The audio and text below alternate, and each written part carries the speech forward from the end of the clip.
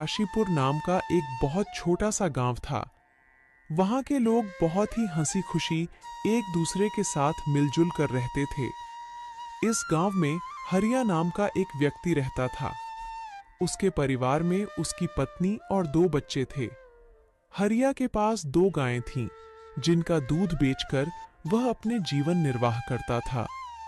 इस गांव की सबसे बड़ी समस्या थी पानी की, क्योंकि पूरे गांव में केवल एक ही तालाब था। लोग इसी तालाब से पानी भरकर अपने दैनिक जीवनचर्या के काम किया करते थे। गांव में और कोई पानी का साधन न होने की वजह से गांव के लोगों को इसी तालाब के पानी पर निर्भर रहना पड़ता था। हालांकि गांव के लोग अपनी इस जिंदगी से खुश थे। कुछ समय यूं ही हंसी खुशी बीत जाता है, लेकिन एक दिन जब गांव के कुछ लोग तालाब पर पानी भरने जाते हैं तो देखते हैं कि तालाब में बड़े बड़े मगरमच्छों ने कब्जा कर लिया है। अब लोग तालाब से पानी भरना छोड़ देते हैं, क्योंकि मगरमच्छ उन्हें मार सकते थे। थोड़े दिन बाद कुछ लोगों ने हिम्मत करके उस तालाब से पानी लाने की कोशिश की, मगर तालाब के मगरमच्छ उन्हें भी मारकर खा गए। इस घटना से पूरे गांव में भय और हड़कंप मच गया।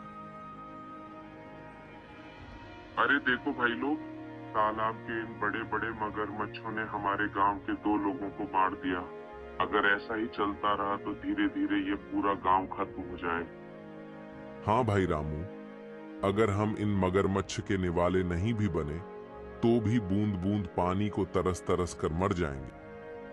हाँ भाई लोग, ये तो बहुत बड़ी समस्या हो गई है। अगर हम तालाब के पास भी जाएंगे तो ये मगरमच्छ हमें मार डालेंगे। लेकिन बिना पानी के हमारा गुजारा कैसे होगा? हमें कुछ करना पड़ेगा। तुम सही कह रहे हो चंदन, हमें तुरंत पंचायत बुलानी चाहिए और सरपंच जी को बताना चाहिए। हाँ चलो सरपंच जी के पास चलते हैं, अब वही कुछ कर सकते हैं। गांव के लोग मिलकर पंचायत में सरपंच जी के पास जाते हैं और अपनी समस्या बताते हैं। हाँ सरपंच जी, मगरमच्छ बहुत खतरनाक होते हैं। अगर हम तालाब के पास गए तो हमारी जान को खतरा हो सकता है। हाँ सरपंच जी, हरिया सही कह रहा है। हमने देखा कि कुछ लोग पानी भरने गए थे और मगरमच्छों ने उन पर हमला कर दिया। हाँ भाइयों, यह समस्या सच में गंभीर है, लेकिन हमें इसका कोई समाधान निकालना होगा। एक व्यक्ति है जो हमें इस समस्या से निकलने के लिए कोई बेहतर सुझाव दे सकता है। वह है मुखिया हरिलाल। हमें इस बारे में हरिलाल से बात करनी चाहिए। वह गांव के सबसे अक्लमंद इंसान है। वह इस समस्या का कोई ना कोई हल निकाल ही लेंगे। राजू और बिरजू, तुम दोनों मुखिया के घर जाओ और उनसे कहो कि सरपंच जी ने उन्हें तुरंत याद किया है। दोनों सेवक मुखिया के घर जाते हैं और मुखिया को ले आते हैं। सरपंच जी, कहिए आपने हमें कैसे याद किया? हरिलाल, हमारे गांव के तालाब पर मगरमच्छों ने कब्जा कर लिया है और लोगों को पानी के लिए बहुत समस्या हो रही है। अब तुम उनकी समस्या का कोई समाधान निकालो। मुझे तो कुछ समझ ही नहीं आ रहा, आखिर उन मगरमच्छों से कैसे छुटकारा पाया जाए। मुखिया गहरी सोच में पड़ जाता है और फिर उसको एक उपाय सोचता है और वह सरपंच जी से कहता है। सरपंच जी, मगरमच्छों से लड़ना आसान नहीं है। हमें एक दूसरा तालाब बनाना होगा।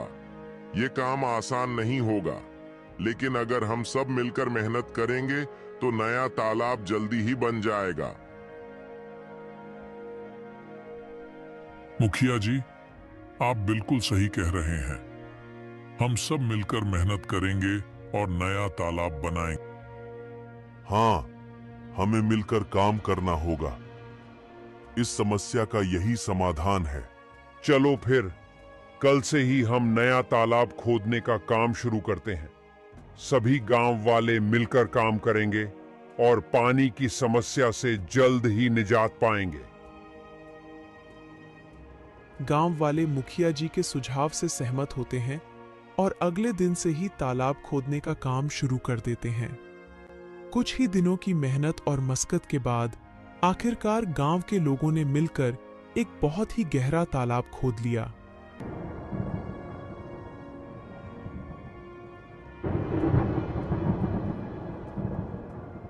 अरे हरिया, यह देखो, हमारा तालाब कैसे पानी से भर गया है। अब हमें पानी के लिए उस मगरमच्छ वाले तालाब में जाने की जरूरत नहीं पड़ेगी। हम यही पास ही के तालाब से पानी भर लिया करेंगे। हाँ काका, आज मैं बहुत खुश हूँ। आखिरकार हमारे गांव को इस पानी की समस्या से निजात मिल ही गया।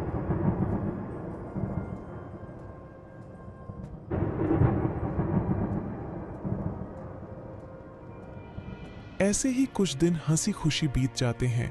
गांव के लोग तालाब के होने से बहुत खुश थे। लेकिन एक दिन गांव के लोगों की खुशी को जैसे किसी की नजर ही लग गई।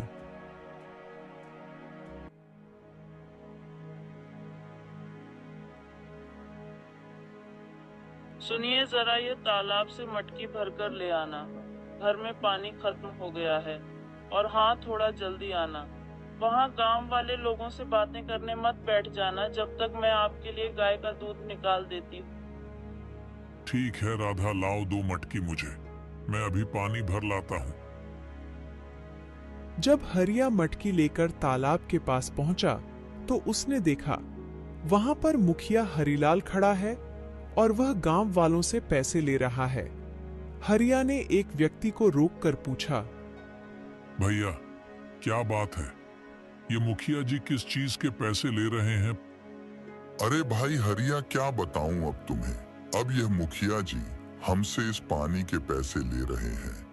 इनका कहना है कि जिसे भी इस तालाब से पानी भरना है उसको पैसे देने होंगे, और जो पैसे नहीं देगा उसे तालाब से पानी नहीं भरने दिया जाएगा। भगवान जाने अब इस गांव में क्या कहर आने वाला है। हरिया पानी भरने के लिए तालाब के पास खड़ा हो जाता है। जैसे ही वह तालाब से पानी भरने जाता है, मुखिया उसे रोकते हुए कहता है, हरिया, तुम क्या कर रहे हो? तुम्हें पता नहीं है कि यहाँ से पानी भरने के लिए पैसे देने होंगे? लेकिन यह तो गांव का तालाब है। यहाँ पानी भरने के लिए पैसे क्यों देने पड़ेंगे? यह नियम अब बदल गया है। यहाँ से पानी भरने के लिए हर किसी को पैसे देने होंगे। ये तो सरासर अन्याय है। ये तालाब सबके लिए है। हमने मिलकर इसे खुदा है। तुम पैसे कैसे मांग सकते हो? मुझे कानून मत सिखाओ। यह मेरा आदेश है, और जो इसे नहीं मानेगा उसे तालाब से पानी नहीं मिलेगा। ये बिल्कुल गलत है। मैं इस बात को जमींदार साहब के पास ले जाऊंगा। तुम्हें इसका जवाब देना होगा। जाओ जाओ, जमींदार साहब के पास जाओ। लेकिन तुमने इस बारे में जमींदार के सामने अपना मुंह भी खोला तो तुम्हें और तुम्हारे परिवार को इसके गंभीर परिणाम भुगतने पड़ सकते हैं। मेरी शिकायत करने से पहले एक बार अपने परिवार के बारे में भी सोच लेना। हरिलाल से पंगा लेना तुम्हारे परिवार पर भारी पड़ सकता है। ठीक है, मैं पैसे दे दूंगा, लेकिन याद रखना, यह अन्याय ज्यादा दिनों तक नहीं चलेगा। हरिया मजबूरी में पैसे देकर पानी भरता है और वहां से चला जाता है। राधा, जो हम सब गांव वालों ने मिलकर तालाब खोदा था, मुखिया जी ने अब उस पानी भरने पर रोक लगा दी है। मुखिया ने कहा है कि अगर पानी चाहिए तो तुम्हें इस पानी की कीमत चुकानी होगी। ये मुखिया अपने आप को समझता क्या है? देख लेना, एक दिन इसके पापों का अंत जरूर होगा। हम गरीबों की इसे एक दिन हाय जरूर लगेगी। इतनी गर्मी में गरीबों से पानी के पैसे लेता है। देख लेना, एक दिन ये मुखिया बूंद बूंद पानी को तरसेगा। नहीं राधा, ऐसा मत कहो। कोई हमारे साथ बुरा करता है, इसका मतलब ये तो नहीं कि हम भी उसके साथ बुरा ही करें। ऊपर वाला सब देख रहा है। सबको सबकी कर्मों की सजा जरूर मिलती है। मुखिया को भी उसकी किए की सजा एक न एक दिन जरूर मिलेगी। एक दिन गांव में एक नया व्यक्ति आता है और तालाब के पास पानी पीने की कोशिश करता है। ये तालाब तो काफी बड़ा है, यहाँ से पानी पी लेता हूँ, प्यास बहुत लगी है। ऐ, तुम कौन हो? नमस्ते, मैं एक यात्री हूँ और बहुत प्यासा हूँ, बस थोड़ा पानी पीने के लिए रुका हूँ। यहाँ पानी पीने के लिए रुक गए? यहाँ पानी पीने के लिए पैसे देने होंगे। पैसे? लेकिन पानी पर तो सभी का हक है, ये तो सरकारी तालाब है, पानी के लिए पैसे क्यों देने पड़ेंगे? ये सरकारी तालाब नहीं, ये हमारा तालाब है। यहाँ पानी पीना है तो पैसे देने होंगे, नहीं तो चलते बनो। मुझे कानून मत सिखाओ, ये मेरा इलाका है और यहाँ मेरे नियम चलते हैं। अगर तुम्हें पानी पीना है तो पैसे दो, वरना चलते बनो। वह व्यक्ति बिना पानी पिए वहां से चला जाता है और सीधे जमींदार साहब के घर पहुंचता है। जमींदार साहब के घर के बाहर मुखिया के 2 आदमी खड़े थे। वह व्यक्ति से पूछते हैं, कौन हो तुम? तुम तो इस गांव के नहीं लगते। तुम यहाँ किस काम से आए हो? मैं जमींदार साहब से मिलने आया हूँ, उन्होंने ही मुझे बुलाया है। मेरा नाम मोहन है, मैं इस गांव का नया कलेक्टर हूँ। यह सुनकर वह दोनों आदमी उस व्यक्ति को अंदर जाने देते हैं।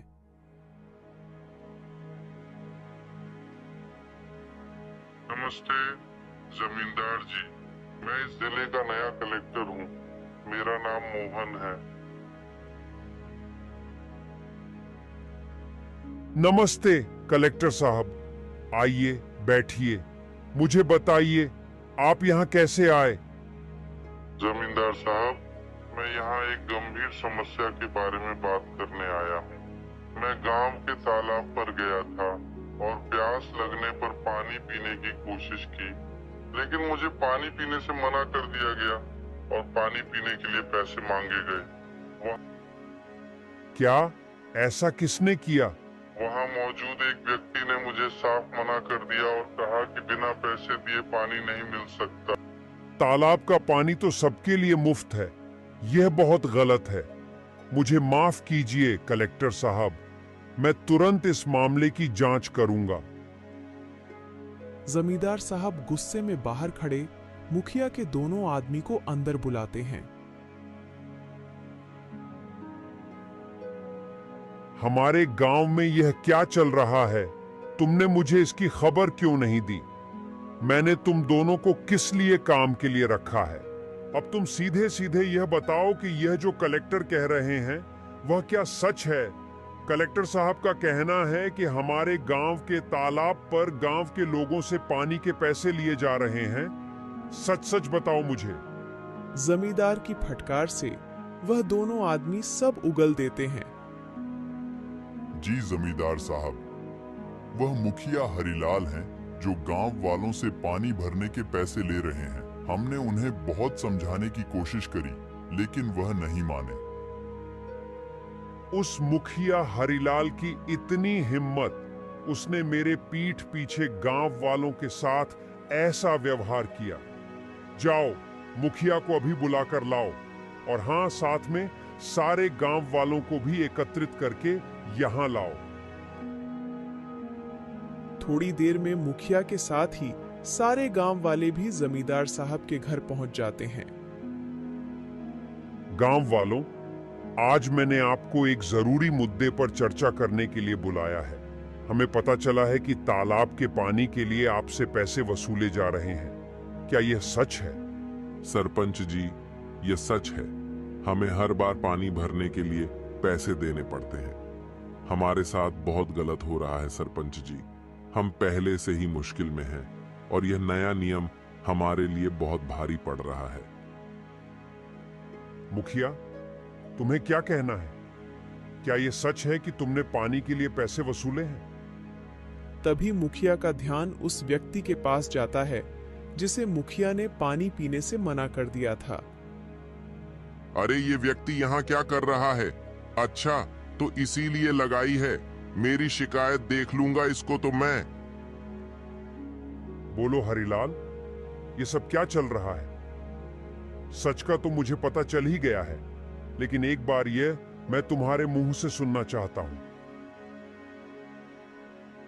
जमींदार साहब, मैंने ये सोचा था कि इससे गांव के विकास के लिए पैसे जमा होंगे, लेकिन अगर ये गलत है तो मुझे माफ कर दीजिए। माफी का समय अब नहीं है। तुमने गांव वालों और हमारे कलेक्टर साहब के साथ गलत किया है। मुखिया, मैं तुम्हें इस पद से तुरंत हटा रहा हूं। तुमने अपने पद का दुरुपयोग किया है। अब गांव वालों को तुमसे कोई परेशानी नहीं होगी। मुझे माफ कर दीजिए जमींदार साहब। माफी मांगने से कुछ नहीं होगा। अब से तुम इस पद पर नहीं रहोगे और गांव के किसी भी फैसले में तुम्हारा कोई अधिकार नहीं होगा। जमींदार साहब, हमें तो लगता था कि यह तालाब सभी के लिए है, लेकिन मुखिया जी ने इसे अपनी संपत्ति ही बना लिया है। गांव वालों, मुझे खेद है कि आपको ऐसी कठिनाइयों का सामना करना पड़ा।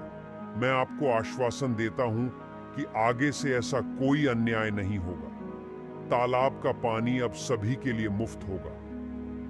धन्यवाद जमींदार साहब, आपने हमें न्याय दिलाया। गांव वाले यह जानकर खुशी खुशी अपने काम में वापस लौट जाते हैं कि अब उन्हें तालाब के पानी के लिए कोई भुगतान नहीं करना पड़ेगा और उनके साथ कोई अन्याय